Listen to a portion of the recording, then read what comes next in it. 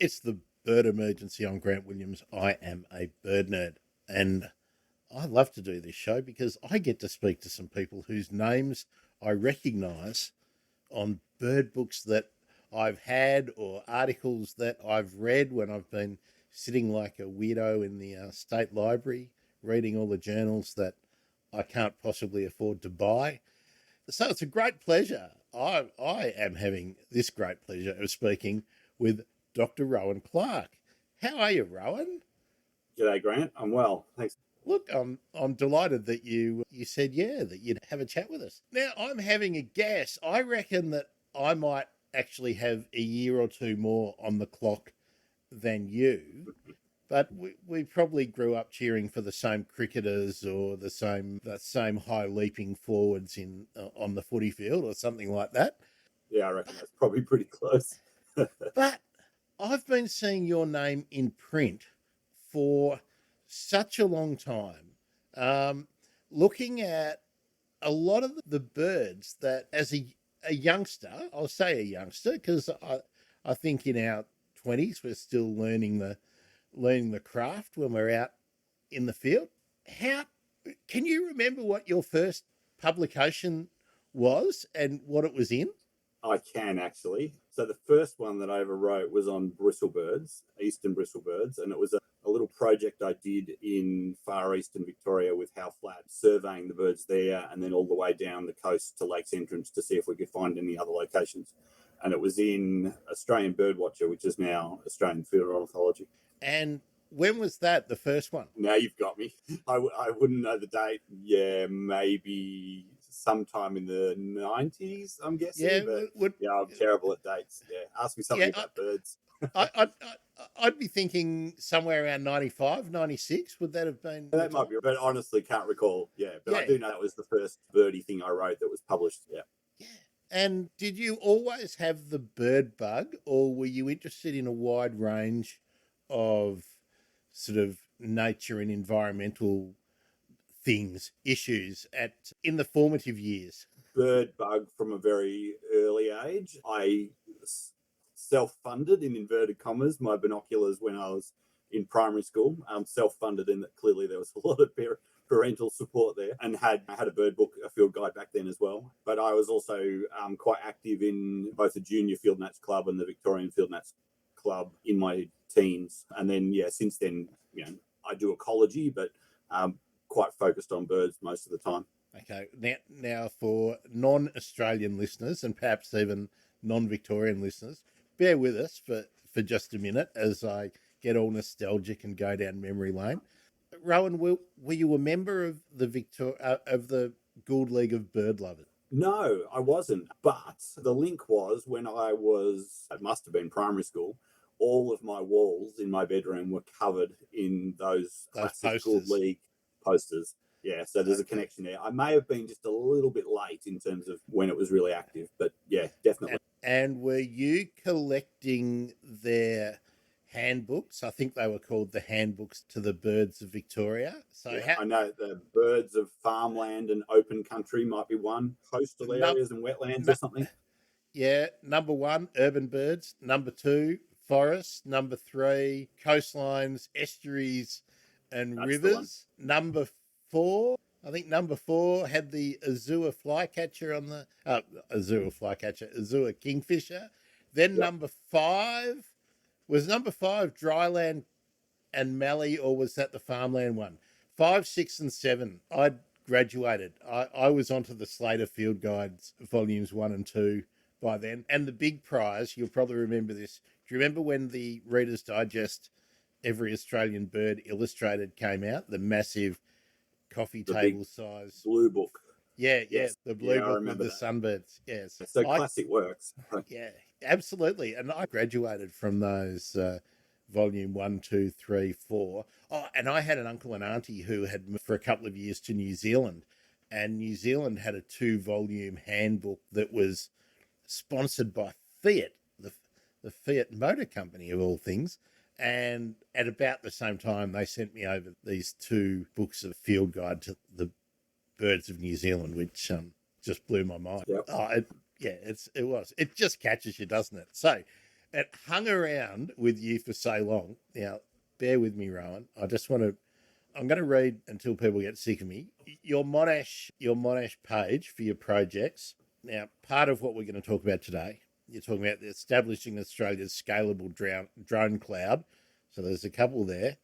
Population assessment of the eastern bristlebird. Now, that's really stayed with you. And the survey for the mainland ground parrot. Spatial ecology of pterodroma petrels. Fitness consequences of admixture between locally adapted lineages in an Australian bird.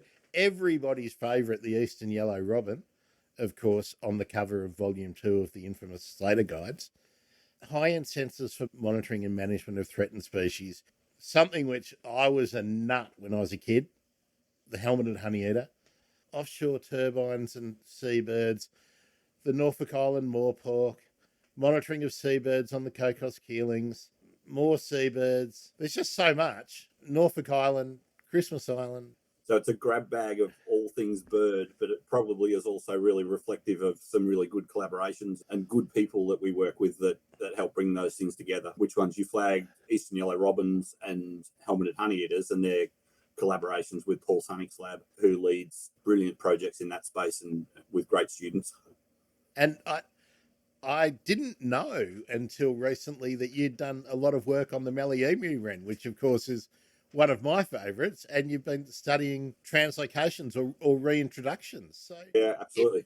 So of course I've spoken to Simon Verdon about his project. So it goes to show that in so many different ivory towers, as so many people like to refer to universities and other research centres, the common threads and the problems are evident and they're being worked on.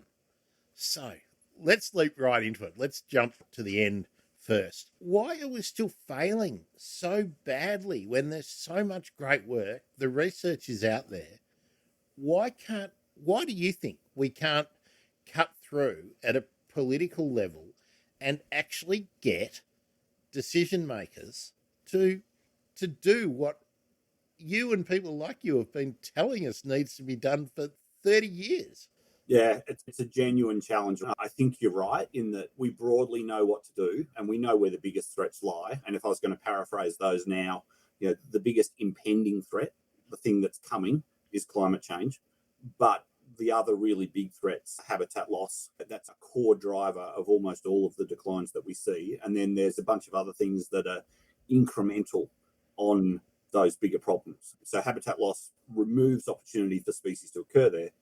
But then if you couple that with predation pressure from invasive species, with weeds, with some forms of landscape modification, so habitat's still there, but it's not as good, and a whole suite of other things that might be a little bit more species specific, the threats are broad and varied. But ideally, we should be starting at the top and then dealing with some of those other threats in parallel. And we often don't seem to be able to do that at a political, social sort of level. And we also seem to be reluctant to tackle the big issues that would get the biggest changes if we manage to deal with them successfully. Habitat loss and, as I touched on, climate change. There's not, for the train wreck that's coming, there's still not a lot of appetite to genuinely respond to it. So I don't know if you want to step into this field. I'm springing this on you. It wasn't in my 6 dot points that we talked about, but I'm continually frustrated when I've lived in East Gippsland and seen the logging trucks coming up and down the roads and whatnot. It's just part of life. But when you actually realise that there's less than 300 jobs that are dependent on cutting down old growth and established regrowth forests in Victoria. Now, I'm not saying that the forest industry is only 300 people, but there's only about 300 jobs that are dependent on that particular timber. All the rest of it can be substituted. You don't need to cut down mountain ash and shining gums to make window frames and to make decking and fence posts and struts, fencing struts and stuff like that. Everything else can be substituted. I'm 56 now, Rowan. This was an issue when I was 15.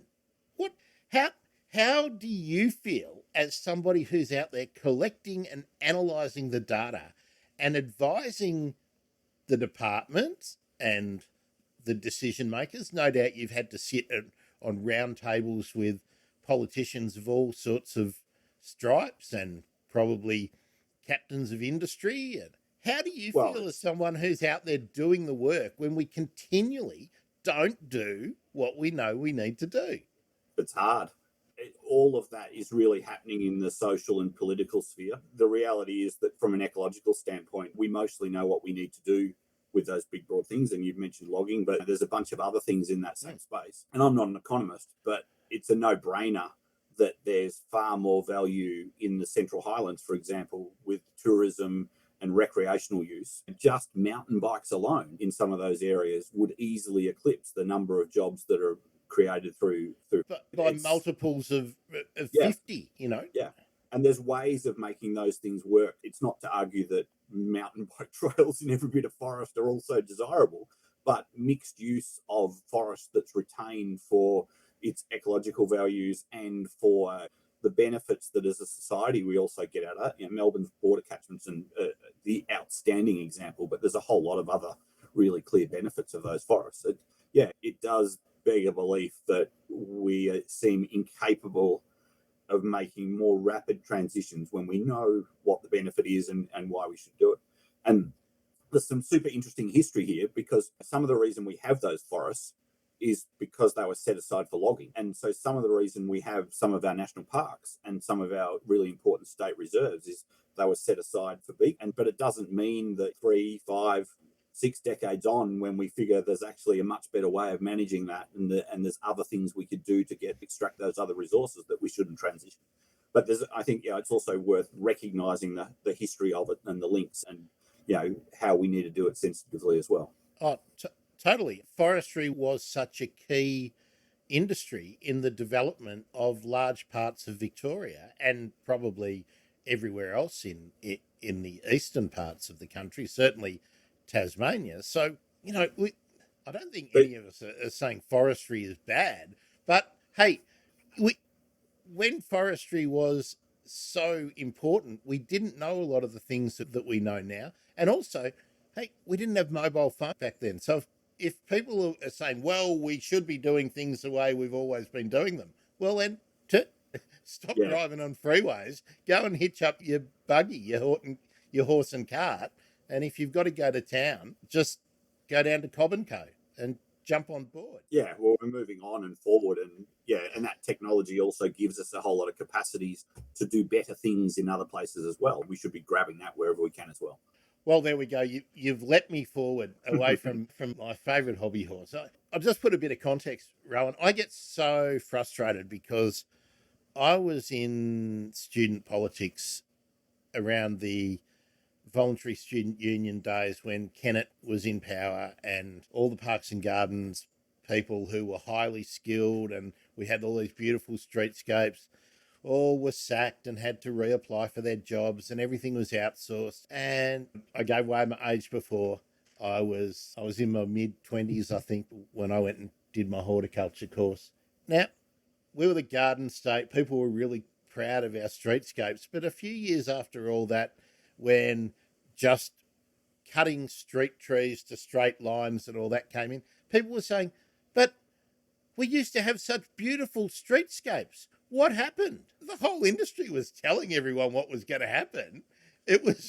Everyone predicted exactly the butchering of the street trees, that the slow decline, that they would senesce over time, they'd all be being removed. Gee, nobody could have seen this happening. That's the lament of this year, isn't it? Oh, nobody could have seen this COVID doing what it did. Rubbish. You just didn't want to listen because it was inconvenient to do things. And anyway, technology, Rowan. Let's talk about how drones specifically. Let's start with drones, but then maybe we can talk about bioacoustic monitoring and whatnot as well. Are you able to do more with less these days in terms of dollars and also people in surveillance and monitoring? Tell us some of the great projects that you've worked on in the last 5 to 10 years. Yeah, so we've been across quite a few drone projects. I think the first ones were around 2013 or 14 when we were flying drones at Ashmore. And at that stage, we were still hacking cameras to make them take a photo every second with a little bit of code off the web. The camera was strapped on and a bit of gaffer tape included to the drone.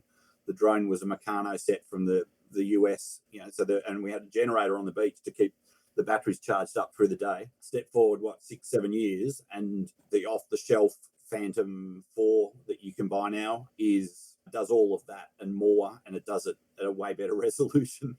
I think at the start there was perhaps a little bit of a fear from ecologists that maybe we were going to keep everyone out of the field and it would all be done with tech. But the reality is you still need good ecologists on the ground and good tech operators, and sometimes that's the same person, a drone pilot and an ornithologist or an ecologist. So we're still doing lots of field work, but we're just doing it better and hopefully smarter.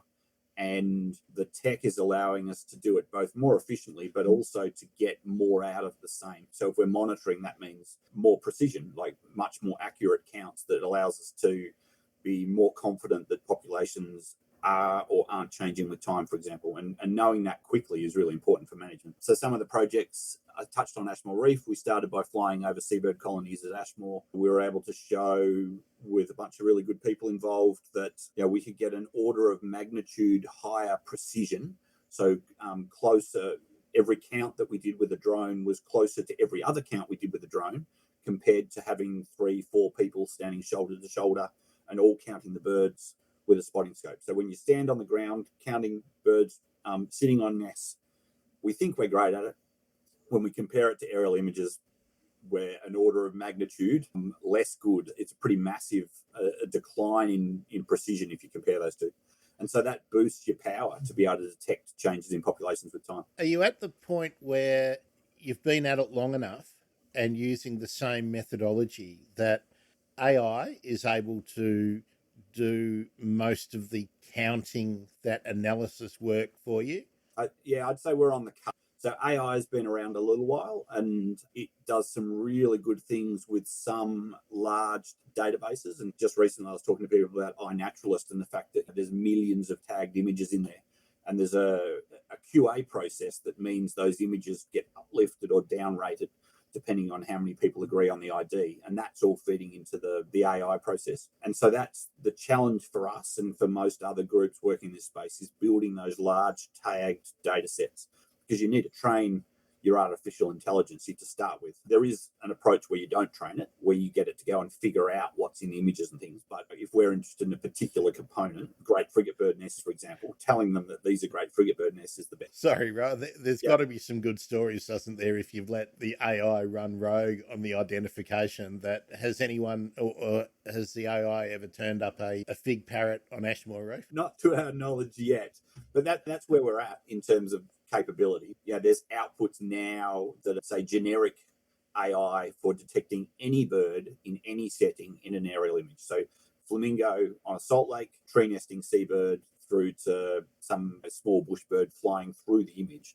and it can say. And so then what you want to do with those broad classifications is refine them for your focal species, your study species, your targets. And so if it's seabirds on islands in colonies, then that's not that big a task. You just need to go and tag 50, 100 images, ideally maybe with 1,000 birds in it tagged that are correctly identified, and then away you go again and your AI starts doing that. And it may be that the process is not 100%. And so there's two things you could do. One is you could accept that AI only picks up 70%, but that's your monitoring tool and you go away and use that. And the other is that you use someone to sit at a desktop and physically go and search for that other 30% that are missing.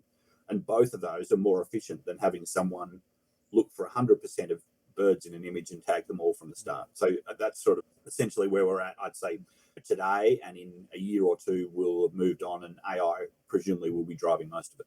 So one of the things I like to talk about, and it probably bores people to snores, Rohan, but how much work you get out of a small PhD grant. So maybe there's $20,000 allocated to a PhD project, which has basically got to buy petrol and feed and house a PhD candidate for a period of time. How much change would you get out of, say, 10,000 for the drone and the access to the AI? I'm imagining that it's either university property or that you need to lease access from some much bigger entity. So how does it stack up in terms of costs? Because I know people don't like talking about it when they're in the field, but I think people who are hobbyists and just bird nerds, nature buffs like me, don't really have an idea of what absorbs the cost in a project. Let's talk about next time.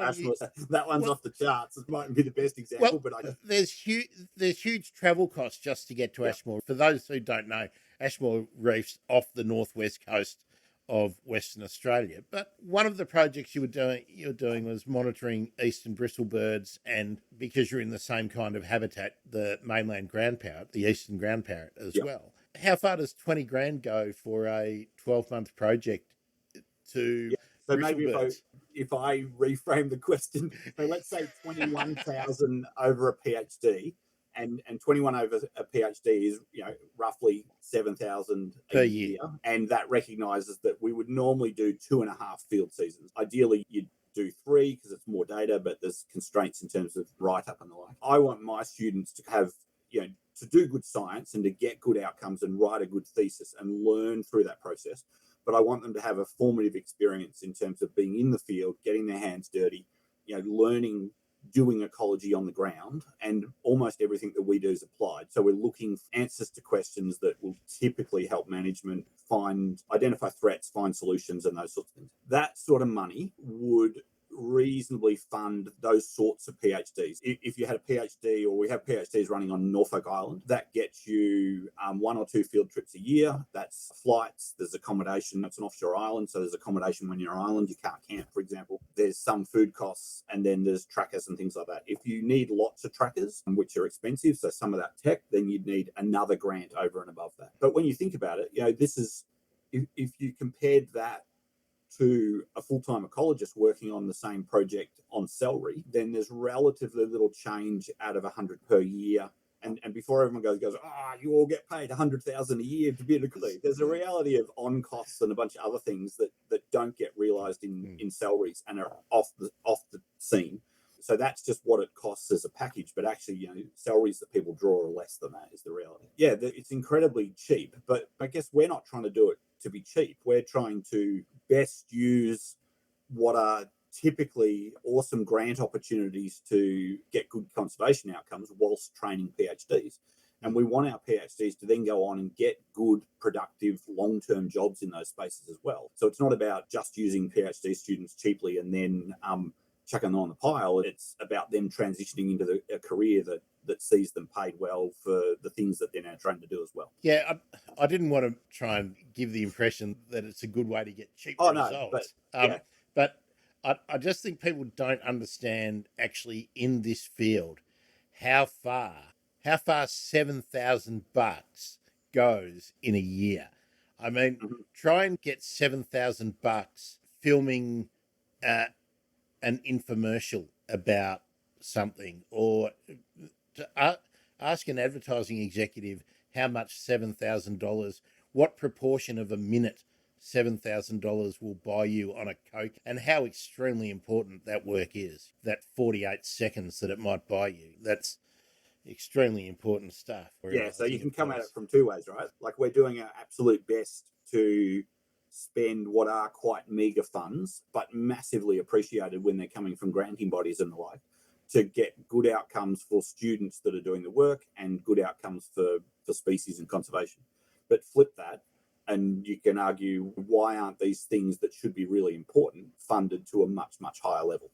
Koalas currently in vogue because the government's going to put money into repairing koala habitat, while at the same time allowing you to cut down koala habitat. Absolutely insane. But allied to that, which nobody has ever talked about, how many tourists would be coming to Australia if there were no koalas? If the only place that you could see a koala is the same place that you could see the grandchildren of Steve Irwin.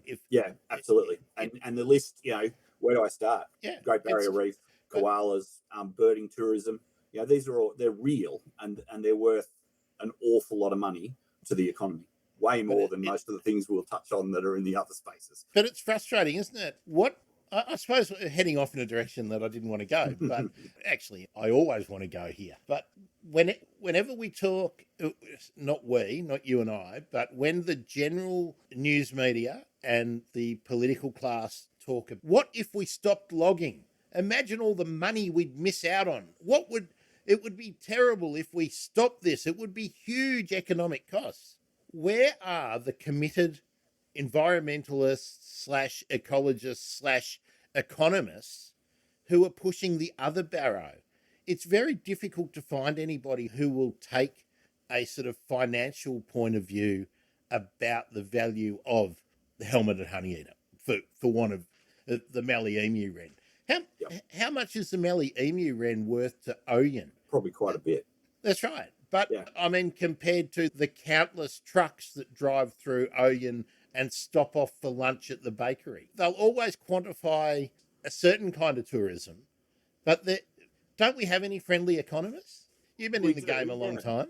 No, absolutely. We do. And there's good people doing work in that space. And there is some good crossover between ecologists and economists and the like. David Lindemeyer would spring to mind in terms of work on Central Highlands and forestry and drawing in that information to get it out there. It does seem, that sometimes it's quite hard to get a voice in that space. And sometimes I guess that reflects that industry is much more tied to the economy and has a greater capacity to almost claim it as their own versus some of these other the spaces. Biodiversity conservation may not be quite so much viewed as an industry, and so we have less capacity to make those links. But some of it's also just how broad the fields are. I mean, you rattled off a list of bunch of projects that I'm involved in with collaborations. Imagine if I threw in a bunch of economy projects and a bunch of others. There's a point where you get too spread. And so, we need other people to help pick up the baton for some of those as well and run with expertise in those spaces.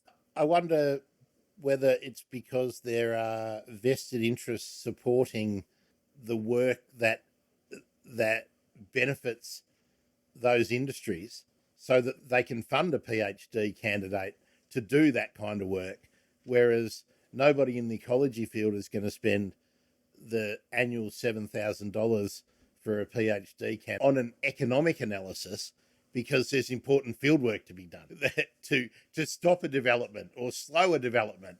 There's actually urgent priorities competing for that time, effort, and financial resources. Yeah, and it does come back to that social and political interaction, which admittedly is not my space, but it's big and it's a challenge. Yeah, I would pick you up on one little thing that you said, stop developments. I guess I don't wear the cap of stop developments. I wear the cap of sometimes developments are okay. Thanks for picking me up on that. What I mean is, when a development is proposed, it's always pushed as a positive. There's always net positives that's always the starting point. And then everyone has to rally around and prove why it will be bad, if indeed it will be bad. Whereas, as you just picked me up, and I'm glad you did, and I'm hugely interested in this stuff, having been a horticulturist and worked on streetscapes and whatnot, I'm always amazed at how using that public space, the developments that are going to occur, because houses are going to be built, roads are going to be built. Why not turn the whole development and the roads into corridors? You have to plant vegetation. There are going to be trees planted in there. So why not pull it all together? But that's never the starting point. That's always an add-on after there's been objections or something. Or here's the crappiest parcel of land in the development. Here, public space. Do what you like with it. Oh, thank you. Are you not merciful? And you either get the worst bit of land, or you generally get a piece of land that can't be used for anything else. It's going to be the most costly to put a house or a road, or can't use it for the wetland because it'll be a house. Yeah, that's right. So anyone who's listened to any of the shows knows that I get lost down that rabbit hole, because it's so frustrating. Because I've worked for companies that develop those new greenfield sites. All that Hoppers Crossing, Altona, right down. I put the irrigation into a whole heap of those projects, and I got out of that industry because nobody gave a shit about anything other than the bottom line, which is really frustrating, because when wildlife needs to move, and if there's always wildlife that is still in those fringe areas, but it needs to move, and we can accommodate that probably without any extra dollars, because you've got to spend the dollars on streetscapes. You've got it, but imagine if we didn't have to rely on partly volunteered staff, seed collectors, Indig seed and Indig nurseries. Imagine if there was actually a massive ornamental horticulture industry that was built around that, as much as it is around bloody grafted Largostromias, crepe myrtles, and hydrangeas. None of it's a stupid idea. It's just that nobody's. Definitely. So, what's the current management trend for?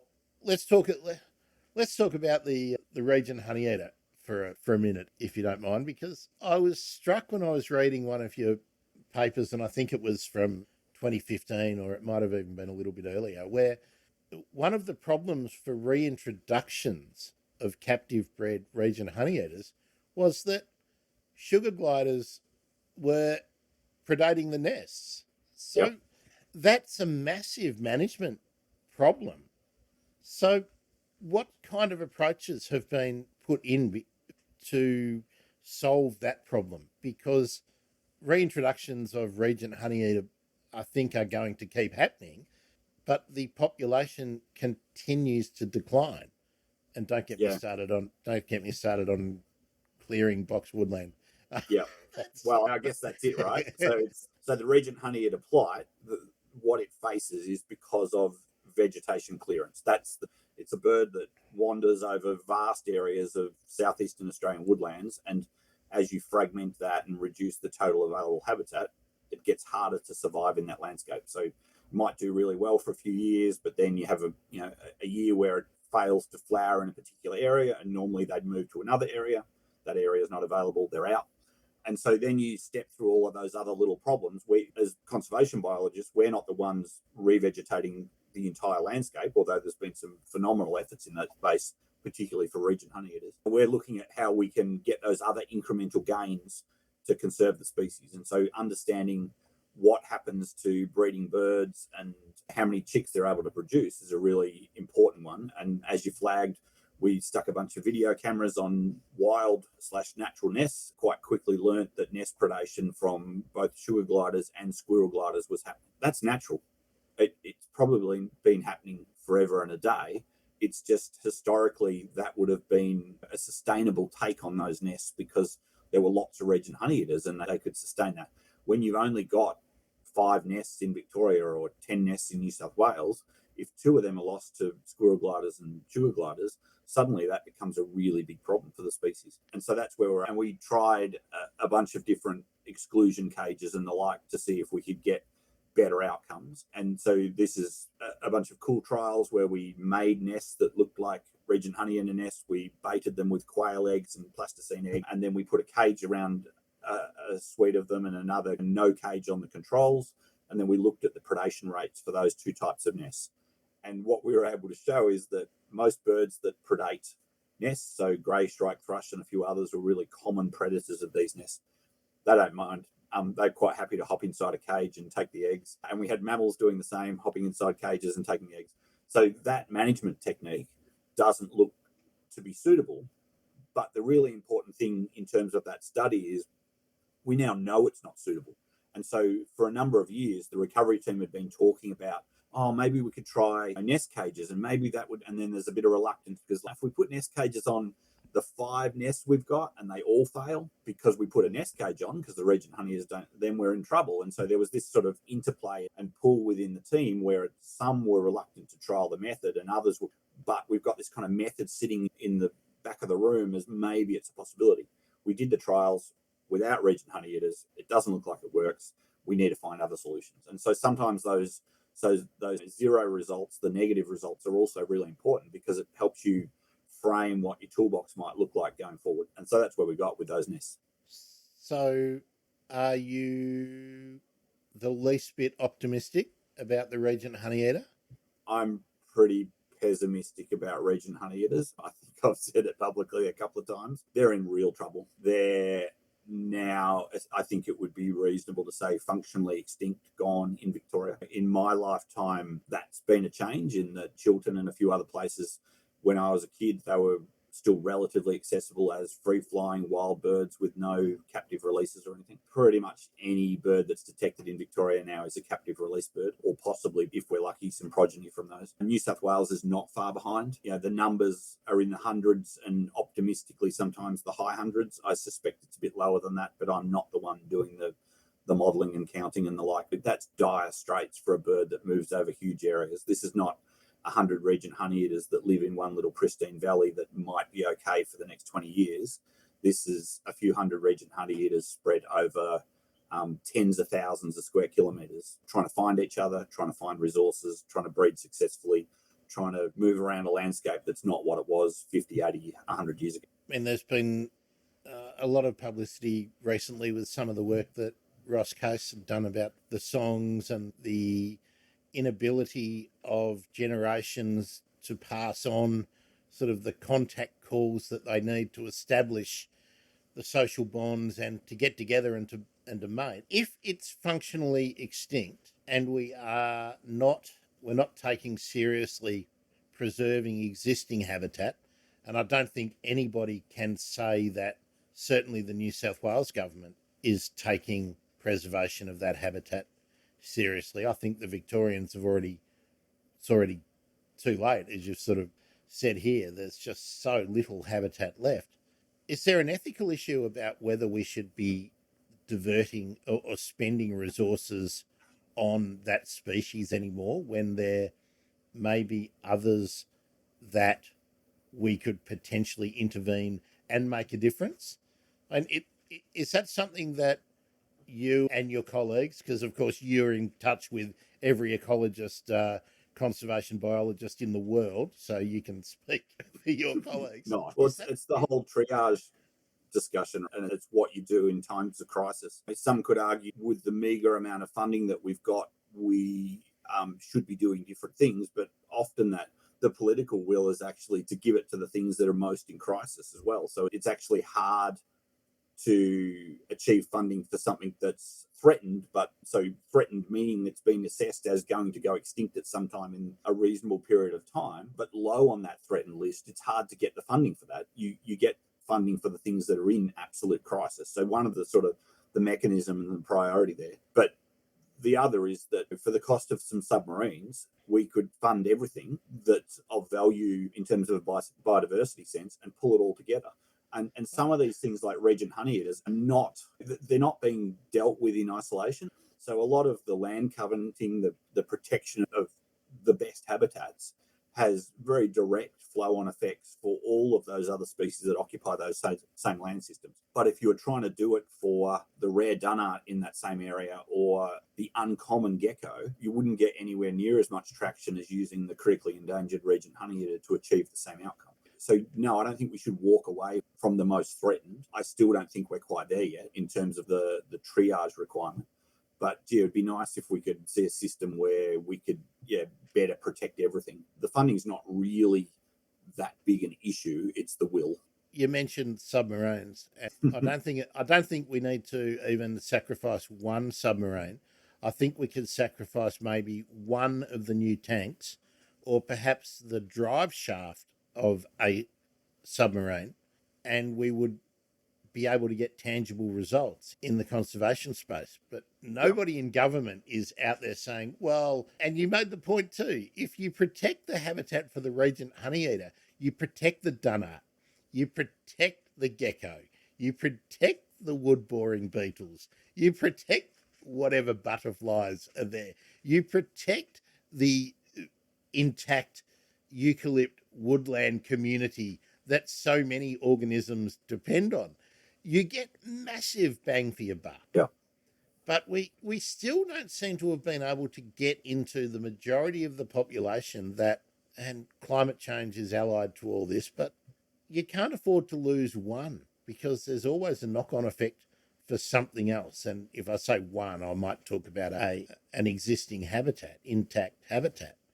Yeah. we all know this. We all love David Attenborough. We all watch Blue Planet and everything. We all understand it. Why I get frustrated? Do why do you think it is that we can't relate it back to our everyday activities? Yeah, I don't know. It's some of it's scientific literacy, and that doesn't mean that everybody needs to be a scientist, but just understanding the value of science and the way science delivers solutions to problems. If society was more on board with that and we could go much broader than biodiversity, we'd be in a very different place. The Purely from a selfish point of view for humans, the value that biodiversity brings to us is just it's immeasurable. It's what keeps our planet ticking. And people just don't seem to grasp that the value of invertebrates for pollination, for crops. I could spend the rest of the day talking about the value of biodiversity to humans before we start thinking about it, because we should protect it because it's got intrinsic value, its own value in its own right as well. Ultimately, if we lose regent honeyeaters, humans won't be worth off in a material sense. There's that intrinsic value that's lost, and that goes so much broader than that. And if we're prepared to chip away at things like regent honeyeaters, we're essentially chipping away at biodiversity in our planet. And that's the reason why we should stop it and turn it around. And that's the reason why everybody should care. And then there's a cohort of people that also care because they value biodiversity for what it is.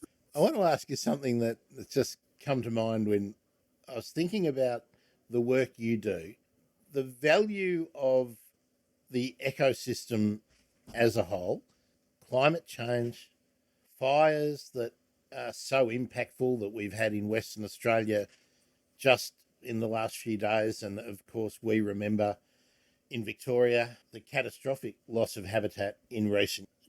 Do you, as and I'm asking you this because you mentioned the lab. You refer to your workplace at Monash as a lab, and that other people running subjects and running courses also work in labs.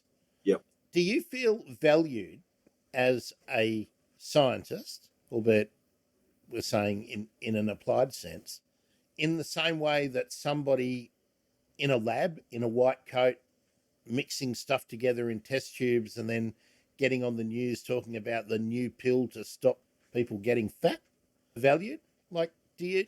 Tough question. Yeah. Yeah, I'd say yes, but part of the challenge there is that we're all in our own echo chambers, right? So I interact with other biologists, conservation biologists, birders, people that are interested in natural history. I interact with a bunch of people beyond that as well, but that is the sphere within which I'm in, and those interactions and that positive feedback is largely in that space.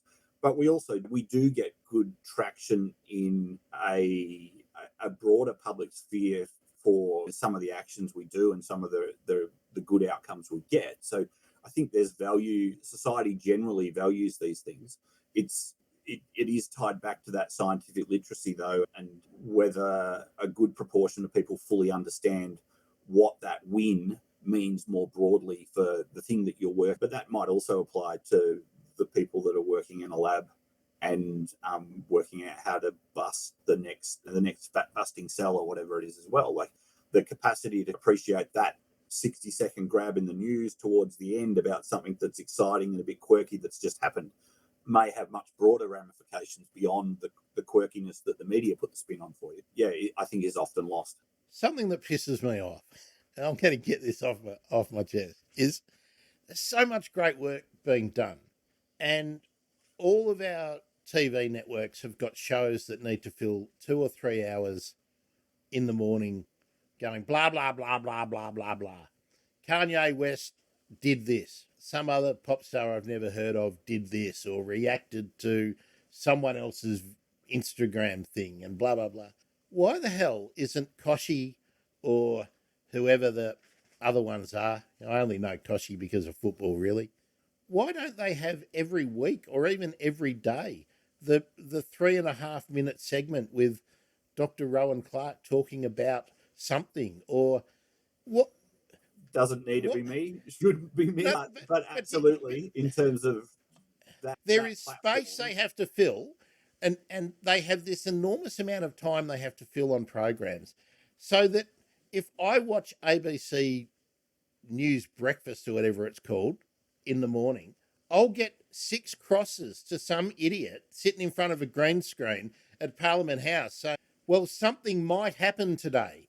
There might be a meeting about something and it might happen. And there'll be 6, maybe 10 crosses. But nobody, they're not talking to nature guy or wonderful possum lady or the cricket critter person, or there's so many great people like who always comes to mind for me is Jodie Rowley talking about frogs. Right? Is it because TV won't take it, or is it because people are not giving it to them because they've got to be fed, right? So, surely if you build it, they will come. I think there's appetite there for it. I think part of the problem is when they do it, there's often a desire on the production of it to dumb it down as well. If you go back and look at Harry Butler in the Wild as a classic series that was produced in Australia a long time ago now. If you watch some of that, I remember it. But it's not dumbed down.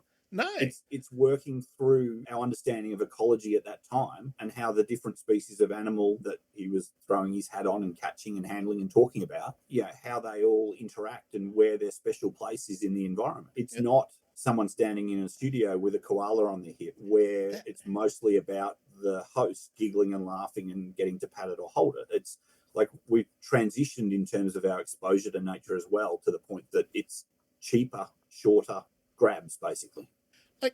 Like the ABC just did that really great. I don't want to use the word great. It was really nice and it was really endearing show with Anne Jones about urban birds. And there's a big push on about urban birds and I'm all on board with it. But why is the ABC not producing something every day? And so I'd say that was great, right? Like that's the sort of stuff we should have. It's accessible.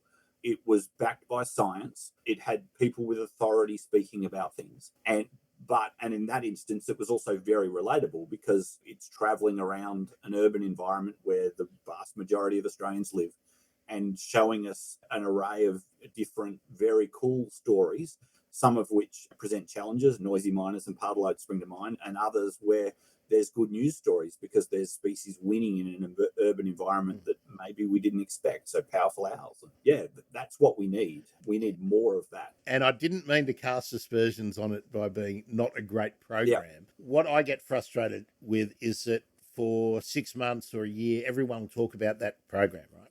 Now, then I look at the repeat I saw while I was reading my notes, thinking about what we would talk about. ABC was running a repeat of Backroads. Now, Backroads is the perfect program where every one of those episodes, the producers should have hunted down somebody to talk about something about the ecology of the area that they talk about, or that maybe the comms people at all the universities should be reaching out to the producers of all of these programs saying, hey, look, we've got this, and then offering up relevant ecologist, zoologist, population scientist, botanist, whoever, to get into the fabric of all these shows because we're not as groovy as whatever Lizzo just did or whatever someone wore at the Academy Awards. Don't you just want to scream sometimes? There are great people in the media space that are getting that message out. My argument is, and sure, I'm biased, but my argument is we need more of that. Oh, absolutely. My argument is we need it on. My argument that the news producers should not be just feeding out the latest wonder drug. Every night there's a new wonder drug story. No, because that's all marketing bullshit. Please talk to Rohan or to Jodie or to the Fairy Wren Project or Holly about powerful owls. Dude, and I know why networks do it because it's easy. It gets fed to them. Here's the thing. The company's produced a little video they can run in the background while someone says what an amazing thing it's going to do in 40 years' time. But can't all the comms departments of all the unis and everything produce little packages for the news to run every night? The good news conservation story every night? To a point, yes. Yeah, I've got to have some time to do my research as well. And that's part of the challenge, right? But don't the universities employ people? I open my eyes up to this. I know the zoos do because I can't talk to anyone from a zoo because the comms people won't put them on talking to me. But they will go and do a photo shoot with a minister holding a koala or standing under a tree, doing one of those things which actually, in my mind, is almost detrimental because it allows the minister off the hook. Here, I'm doing something. Look at me, I'm doing something, and it must be good because the zoo is here. Maybe I'm just a contrarian about that, but I want the zoo telling us all their results, the good stuff, the bad stuff, everything they're doing, not just 3 times a year wheeling out a minister because Twiggy Forrest flung 50 grand at you or whoever it is. But that's how this stuff is tending to work now, that it's a PR opportunity for somebody else with a vested interest, and then the communications messages are managed. That's not the way to spread the message. That's just not the way. I'm not trained in PR, but it's not going to work because people see through it. They would much rather hear you or what have we got? Probably 500 working ecologists kicking around the country at the moment doing fantastic projects. But no, Lizzo got upset with someone about something someone said on Instagram, so it's on the TV. That's just nutso to me. Anyway, I don't know how much further I can chase you down that rabbit hole. Where are we heading now, Rohan, with the technological developments? Do you think we'll be able to keep achieving more with less?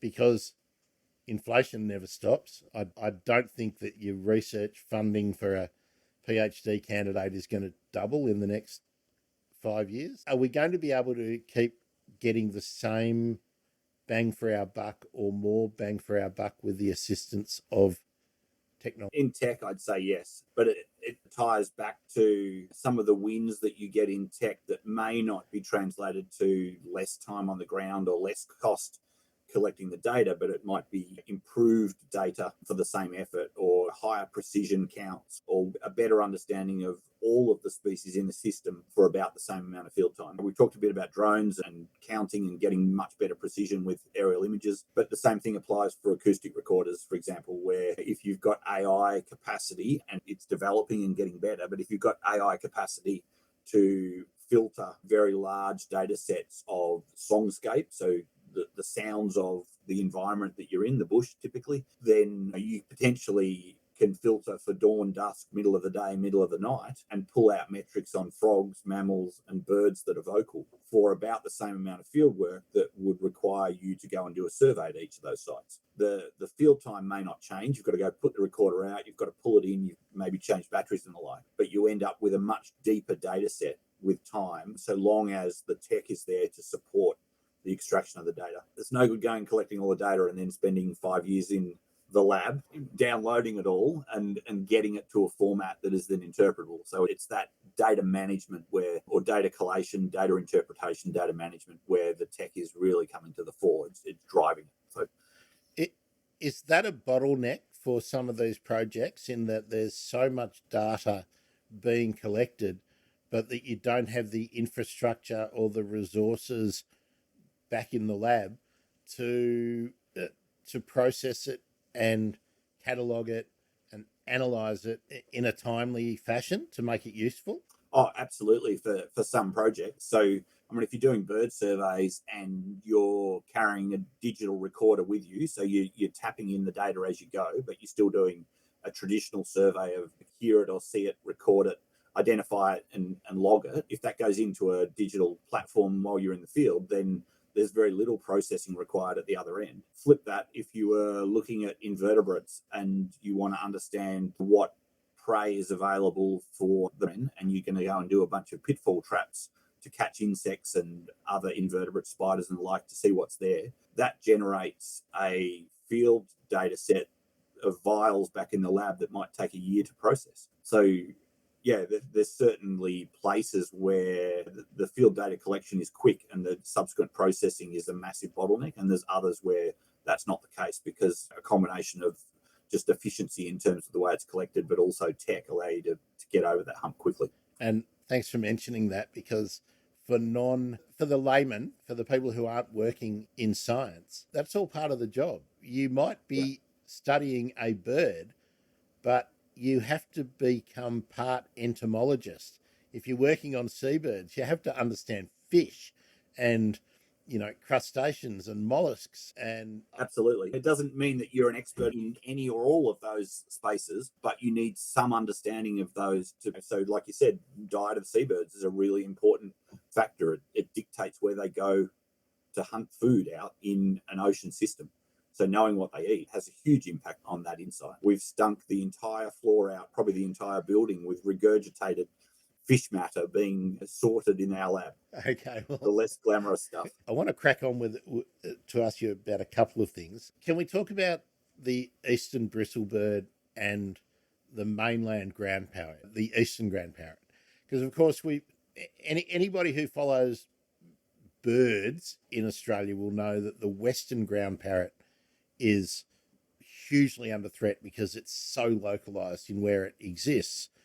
But on the other side of the country, the eastern ground parrot was, we think, I'm hoping you're going to tell me, but my assumption was in the fires that we had a few years ago was that a lot of the eastern ground parrot habitat was affected by fire. Now, do we know what the current state of play is? And let's get you to first describe why the eastern ground parrot is a difficult bird to study and understand. So they're this striking long-tailed parrot. As their name suggests, they spend almost all their time on the ground or very near the ground foraging in grass and shrubs or sedge and shrubs. They're camouflaged. You would not normally be able to walk up on them. So what normally happens is you hear them in the field doing this lovely high-pitched song, or you flush them. So they burst from near your feet and fly away. So detection's hard unless you're listening at dawn and dusk. They're a habitat specialist, so they're mostly in button grass, sedge, heathlands, and there's some influence of fire age class. So if it's very old, they don't seem to be in it, as in long, long unburnt. If it's very recently burnt, they don't seem to be in it. They need all of those seeds and fruits and flower buds and all sorts of other things to forage on. So they need some sort of diversity in their food. And on the Australian mainland, they're mostly coastal. So near coastal, probably within 10 to 15k of the coast is where almost all records are. As you move up to New South Wales, there's a few that sit up on some slightly more inland sites, but still within 100k of the coast. And they're all these little isolated pockets because they have that habitat specialisation. And then humans have come along and done a really good job of clearing the gaps between them. We build houses on the beach because they're nice places to have holiday houses, or where we build our cities. And so all of those little populations get more and more fragmented. And then we have things like the black that burn vast areas in a single event.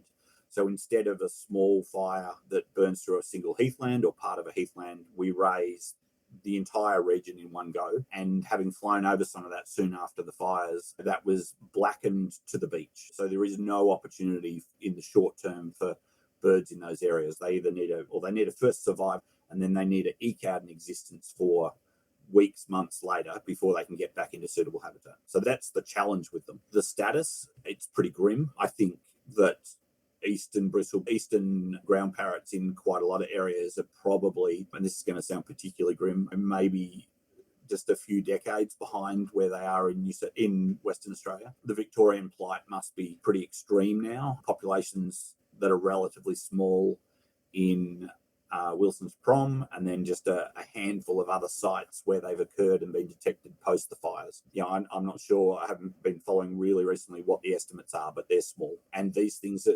disturbances are predicted to keep coming. There's a big challenge to try and work out what we've got and how we're best going to protect it. Do you know if they take to captivity? Are they a species that is being bred in captivity? So there's very serious attempts with western ground parrot, and the western ground parrot and the eastern ground parrot, for all intents and purposes, ecologically are pretty similar. I haven't heard of success to the point that they've raised young, but they've had and maintained a captive population for quite a number of years to test that and develop that as a tool. If you can breed them in captivity and you've got fewer than 100 birds, well, then breeding them in captivity is a tool to use to boost the global population. I guess a fairly obvious thing to do would be trials with eastern ground parrots, where we have a few more, and develop that. I'm a big one for collaboration. There's absolutely some brilliant private aviculturalists in this space, people that devote their lives to keeping birds and doing a good job of it. And I think whilst the zoos and the sanctuaries, the registered zoos and sanctuaries do an excellent job, there's also incredible expertise in that private space as well, private agricultural space. And it'd be great to see all of those groups interacting to get really good outcomes. The system means that still means zoos and sanctuaries are going to lead, but having some of that expertise either contributing to captive husbandry or indeed having a small number of birds in the right places with the right keepers to get good outcomes is something that we should be exploring as well. Eastern bristlebird occupies a lot of the same geographical locations, but not the same sort of niche. How are they faring? I've heard the eastern bristlebird. I've never seen it. It's one of those birds that I've spent a lot of time driving up and down the Crower-Jingalong coast hoping I would get lucky. What's the state of play there? And at the same, by the same token, are they likely to be a candidate for captive breeding and an insurance population? Yeah. So they're in a different state to ground parrot. There's definitely some quite high threat for, say, the Victorian population, the most southerly birds in the Australian and global population, and the same applies for the most northern populations. There's birds in captivity, so the northern population, some of those are being held at Currumbin and perhaps somewhere else. So there's captive husbandry and captive breeding underway to try and conserve representatives of those northern populations. We've got probably more tools for them than we have for eastern ground parrot. There's been some really successful translocations in New South Wales where birds have been moved back to coastal sites and populations have basically boomed at some of those sites. And we know a lot about how to catch them, how to move them, how to keep them in captivity. And some of the actions that are planned, translocations in Victoria, for example, it's probably fair to say have a better chance of succeeding because of that base knowledge that's already been developed. And ground parrots are just a little bit behind that in terms of where we're at and what we know and where all the solutions lie. But so, in a world where there's lots of things that are pretty grim, eastern bristlebirds may be one of those ones that we have more capacity to do, good things for them in the short, medium term as well. So what's your gut feeling about whether we're going to start getting it right generally when it comes to preserving these at-risk habitats? Eastern Victoria is a perfect example of, for so long it was the wild place and there was all the reservoirs of plant diversity and whatnot. But now the beach house, the second house, the country getaway is further and further from the city, which means all of these places are at risk, and there's going to be species that we never thought would come under any kind of threat may well be. Do you think in your working life that we might see a change in the way policy is set and delivered? Oh, absolutely. I think at finer scales, we see that all the time within departments, and I'm most familiar with what goes on in Victoria, but we've seen transition from single focal species, perhaps to start with the most exciting species first. I mentioned koalas earlier, and then working on single species recovery programs through to settings now where the approach of the department's much more integrated across all species and identifying species can act as flagships, but species that act as umbrellas as well for a whole suite of other things, and communities to ensure that we're getting good representation, essentially canvassing all of the state to know where all of the assets, the biodiversity assets lie, and then working out how we best protect each of them. So I think there's real change in terms of how we do things. Some of that's a bit behind the scenes, but then there's that other tier that we've been talking about, the social political will, the funding that drives it, the big decisions that drive those changes well. Some of it, I think, our hand's going to be forced. And that's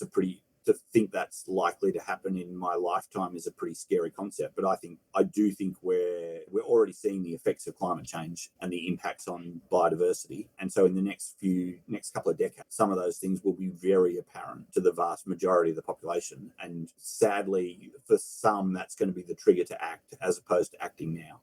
But some of that will hopefully not too late, but some of that's going to drive some of that change as well. What are the projects you're working on right at the moment that you're able to talk about?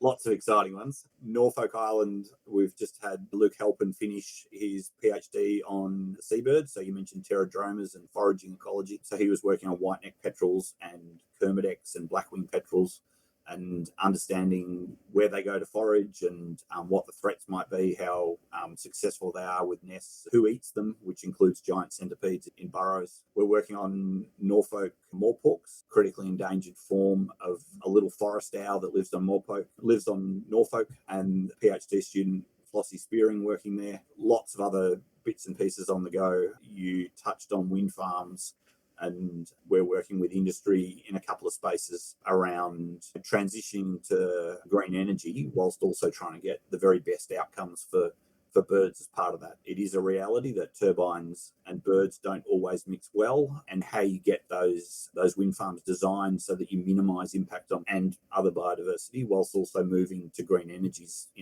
a really important step in the mix as well. And you mentioned a couple of the students that have got projects underway.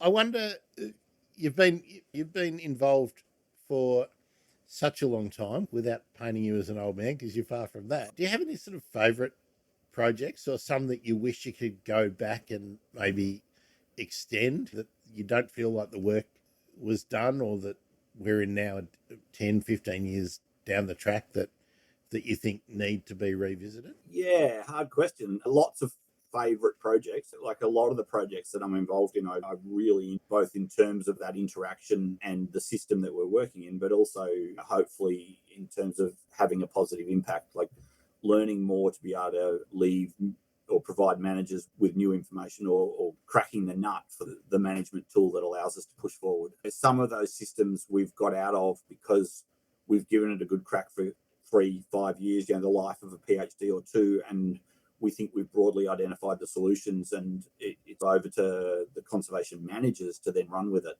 with those solutions. Black-eared miners is probably a good example. There's always new bits of research that could be done, and there's a few tailored things that are being done. But back in my day when I was a PhD student, there were 3 PhDs that broadly worked across this, and we broadly know what we need to do for black-eared miners in terms of management. We need to close dams, we need to reduce large-scale wildfires, we need to do some management of yellow-throated miners, and we need to manage feral herbivores in those systems. So basically we need to make the mallee better, more robust, to support the species that needs it. And so we could keep doing research there, but we're probably better off targeting other systems that there's big gaps in knowledge where some new insight would help change things materially and rapidly. I know you love talking miners. For the audience, the miners we're talking about are not Indian miners or related. They're a group of honey eaters. Now, with the black-eared miner, why is it probably overstating it to say in peril, but what are the threats? And you mentioned another miner. Tell us what the interactions are and what the problem is. Yeah. So the key problem, the one that I've already touched on multiple times, is vegetation clearance. Once we had vast tracts of mallee, so this is a sort of short, stunted, multi-stemmed eucalypt woodland, and we had little patches of open clearings in that, but vast tracts of this stuff. And you touched on it as well. We cleared the best stuff and we keep the worst stuff. So the best stuff becomes farmland and the worst stuff becomes reserve. And that's a legacy land clearance practices, not necessarily by design for conservation reserves. By the time you start saying, let's have a conservation reserve here, all you've got left is the worst stuff. And so that's the system we're in. And then it turns out that black-eared miners do really well in vast tracts of intact mallee. So the stuff that we've cleared is the stuff that they like. And there's another species called yellow-throated miner, which broadly the same, looks similar, has a white rump and has, lo and behold, a yellow throat and some other white markings around its head. And it likes open areas. So it would have been the species that hung out on the edges of plains, red gums next to creeks and things like that, and the edge of large tracts of mallee. So it's probable that black-eared miners and yellow-throated miners always came into contact with each other, but where they did, it didn't happen as frequently as it does now, and there were big populations of each species on either side. Habitat preference kept them. Then we cleared it all, or we cleared lots of it, and yellow-throated miners massively intruded into black-eared miner territory, so to speak, and hybridization between those two forms became a much, much more common thing. And we can see it in the specimen record. So around 1950, which correlates really nicely with heavy mechanization post-World War II. Soldier settlements, yeah. Yeah, all of that stuff. In the specimen record, we go from having a cluster of birds that look like black-eared miners, so this is museum specimens, and another cluster that look like yellow-throated miners, to a swarm of birds with a whole lot of things in the middle, specimens that look like intermediate birds that are, for all intents and purposes, things we call hybrids. And so that's what we see. And so to manage them, the more robust the habitat, the less watering points that yellow-throated miners seem to need, but black-eared miners don't, the better the shrub layer, so the less impact from herbivores, and the less direct contact with the yellow-throated miners, the better the black-eared miner populations are. And we haven't published on this, but recently we're seeing evidence that black-eared miners are holding their own in areas where that sort of management happened. So it's not to say that black-eared miners are out of peril, but if you do the right things to manage them and to manage the threat of yellow-throated miners, they are able to persist for multiple decades in a setting where if they were being hybridized, literally interbreeding every year, they would have disappeared by now. So there's a bit of good news there, and obviously more work needs to be done to monitor and to encourage the it's really repair of habitat now, isn't it, in those localities? So leave it alone, really. So I guess it's multi-tiered, right? So the stuff we've got is absolutely precious. We should never accept clearing high-quality habitat for anything. We don't need to. No. We should be looking other areas. And so that's first step. But then second step is maintenance and repair of that. And then the third step is growth. And they don't need to be done in a linear fashion. You can do them all at the same time in different places or at the same place to get good outcomes. So linking habitat with corridors and all of those sorts of things is part of that as well. See, dear listener, we know what needs to be done. We just have to... I remember my parents saying something to the effect of, just get off your ass and do it, Mr. Government, Mr., Mrs., Ms. Government, get on with it. Rohan, are you ready? I am. What's your field guide of choice? Oh, that's a dodgy question. I have to say the Australian Bird Guide. I wrote a decent portion of it with an awesome team. I thought you were going to tell me that there's this other one. It's not really a field guide, but it really helps birders go about their daily business. We let the opportunity go about writing a book on where to find birds. We could throw where to find birds in the mix as well. But I would say that all field guides have a place. We were talking about books at the start and the Good League. My go-to field guide was Graham Field Guide, Pizzi and Doyle. So the original one with the plates in the middle. And they shaped generations of birders. Hopefully the Australian Bird Guide's around for a long time, but at some point there'll be another great field guide that'll replace it and it'll progress as it should. And Rohan, I'll just go back to something we were speaking about earlier. I remember, was it the Herald Sun ran Graham Pizzi a couple of times a week? He had a column. Yep. He did. And we're not seeing anything like that now, which he was famous. He was nature famous. Yeah. Anyway, off track. Come on, comms people. When you're out in the field, Rohan, what's the piece of equipment or the piece of kit that you just can't do without? It's not within reach, but a pair of binoculars. Cannot do without a pair of binoculars. I rarely walk out the front door without a pair. Are you with the lightweight compact variety now, or are you pretty much, what were mine, 7 by somethings? I can't remember, with a dodgy eyepiece that I had for, 25 years, because you get attached to your pair of binoculars. Yeah, I have a foot in both camps. So I have a pair of 10 by 40s or 10 by 42s, and perhaps ironically they got destroyed, or the cover on them, the rubber armor on them got destroyed by a shy albatross that we were tagging recently, and so they went off for repair. And so I have another pair at the moment which are lighter weight. I think they're 8 by 32s, the 32 meaning they're substantially smaller, probably half the weight. Both great, top end, good binoculars.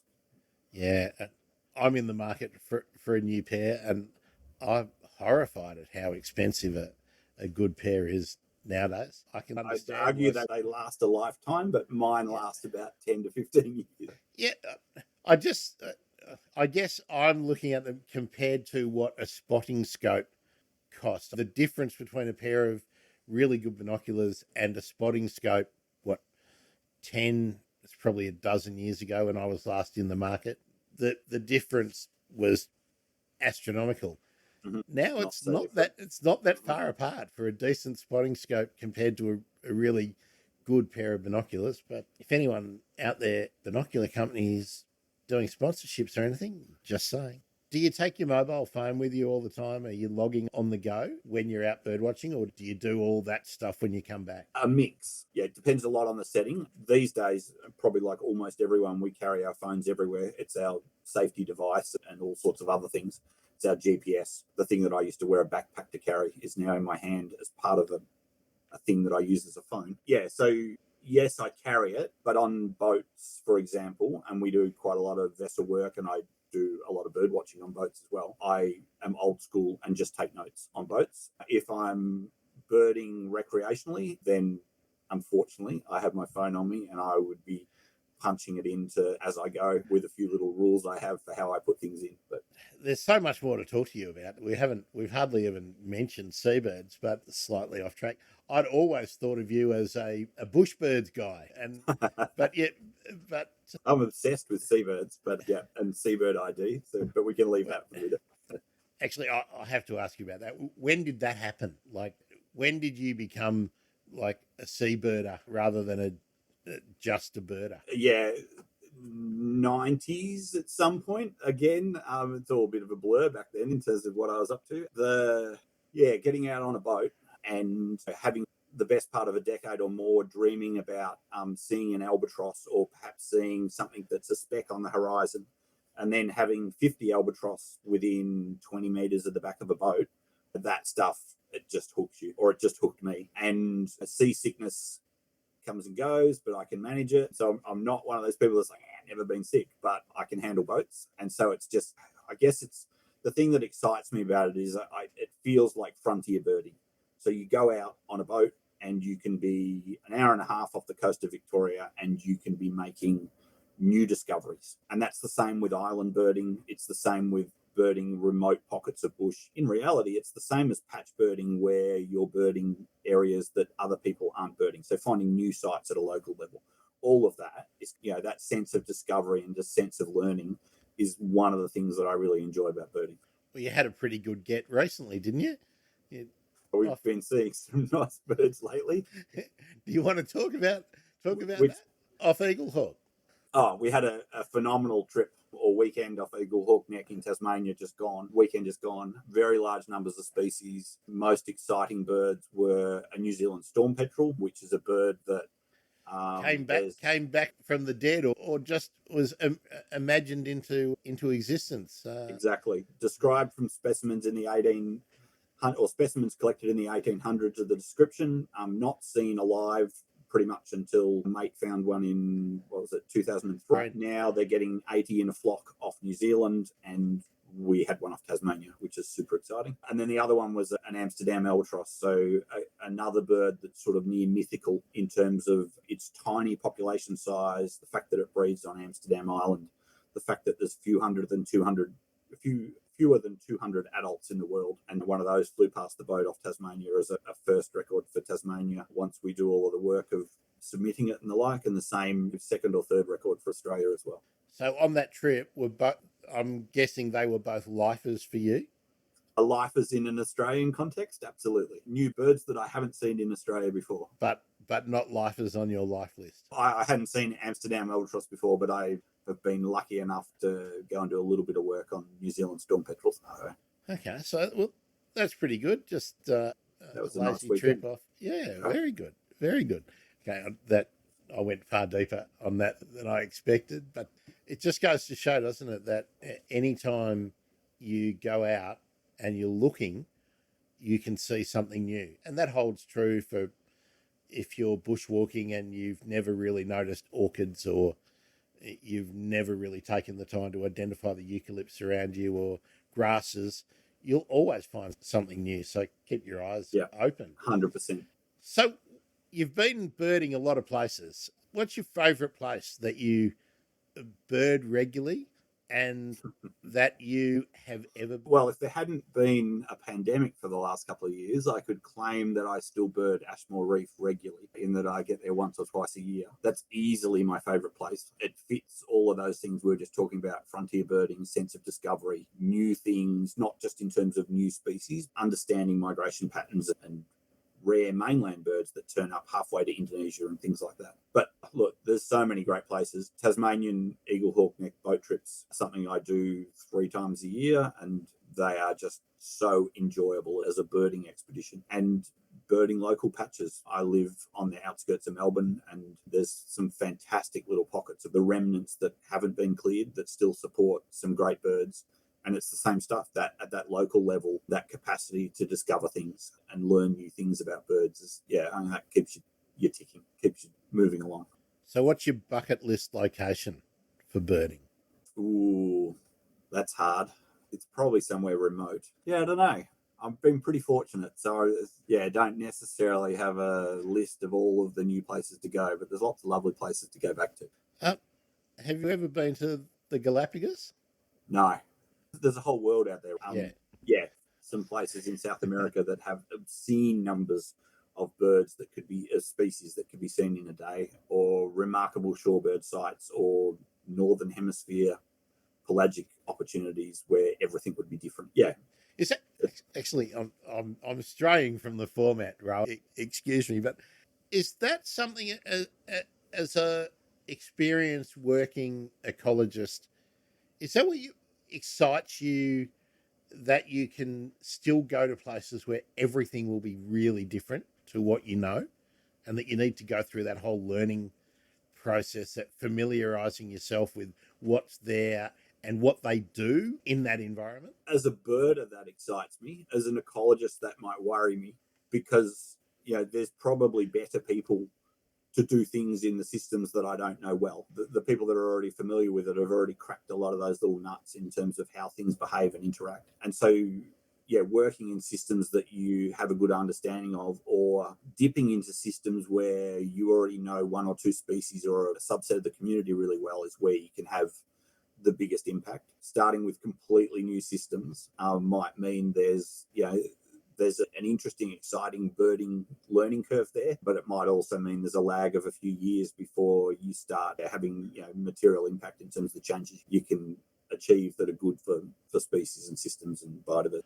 I guess what I was really getting at was, when you're out birding for pleasure, can you take your ecologist hat off and just keep your bird nerd hat on? Oh yeah. Yeah. Right, good. Well, good. I wanted to make sure that you could. So, what's your bucket list bird? Oh, that would still have to be night parrot. I think there's something, the lost, the little sort of tenuous look into their world with those specimens that turned up in the 90s and 2000s to let us know that they're still there, but no confirmed sightings, and then the amazing discovery of the birds, and then what's come since in terms of populations being found in WA and elsewhere. So Queensland and WA as confirmed areas.